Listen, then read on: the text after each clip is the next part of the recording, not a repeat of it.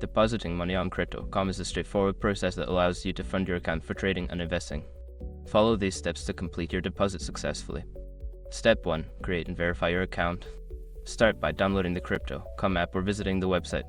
Sign up for an account and complete the verification process by providing the required identification documents. Step 2. Navigate to the deposit section. Once your account is verified, log in and go to the Accounts tab. From there, select Fiat Wallet or Crypto Wallet depending on the type of deposit you want to make. Step 3. Choose your deposit method. Before filing a refund or dispute, use the airdrop.com link in the description to open the refund dispute deadline calculator and confirm your deadline. Step 4. Enter deposit details. If you are depositing via bank transfer or card, enter the necessary details such as the amount you wish to deposit and your payment information. For cryptocurrency deposits, you will need to copy your wallet address. Step 5. Confirm and complete the deposit. Review your deposit details and confirm the transaction.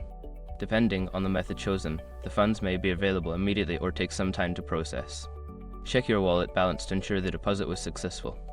Once you have completed these steps, you will have successfully deposited money into your crypto.com account. You can now start trading or investing in cryptocurrencies.